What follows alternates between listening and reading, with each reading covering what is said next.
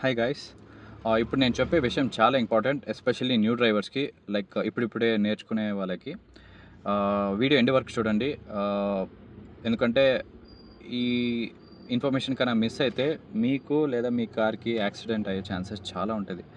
Suppose ఇప్పుడు మీరు మీ కార్ని ఎప్పుడైనా డౌన్ హిల్ లేదా స్లోప్లో పార్క్ చేసినప్పుడు బేసిక్గా ఏం చేస్తారు? యూజువల్లీ ఇలా హ్యాండ్ బ్రేక్ లాగి కార్ని పార్క్ చేస్తారు, లేదా ఫస్ట్ గేర్ వేసి హ్యాండ్ బ్రేక్ ఎంగేజ్ చేసి కార్ని పార్క్ చేస్తారు. అదే ఇన్ కేస్ మీరు కార్ తీసే టైంకి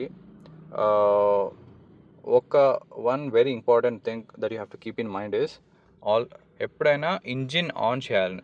కార్ ఇంజిన్ ఆన్ చేయకుండా మీరు గేర్ లివర్ ఇది హ్యాండ్ బ్రేక్ని అసలు డౌన్ చేయొద్దు. అండ్ ఎందుకంటే బేసిక్గా నేను ఎందుకు చెప్తున్నా అంటే, ఇది నేను యాక్చువల్లీ సొంతంగా నేను ఎక్స్పీరియన్స్ చేశాను. కార్ ఇంజిన్ నేను కొత్తగా నేర్చుకున్న టైంలో నేను ఇది యాక్చువల్లీ ఎక్స్పీరియన్స్ చేశాను. కార్ ఇంజిన్ ఆన్ చేయకముందు మీరు ఒకవేళ హ్యాండ్ బ్రేక్ని కిందికి లాగారంటే, అండ్ ఆ టైంలో మీ కార్ స్లోప్లో ఉంది లేదా డౌన్ హిల్లో ఉందంటే డెఫినెట్గా మీ కార్ అలా వెళ్ళిపోద్ది. అండ్ మీరు ఎంత ట్రై చేసినా బ్రేక్స్ అస్సలు అప్లై అవ్వదు. బికాస్ కార్ ఇంజిన్ ఆన్ ఉంటేనే మీ బ్రేక్స్ వర్క్ అయ్యిద్ది. కార్ ఆఫ్లో ఉంటే బ్రేక్స్ అస్సలు వర్క్ అవ్వదు.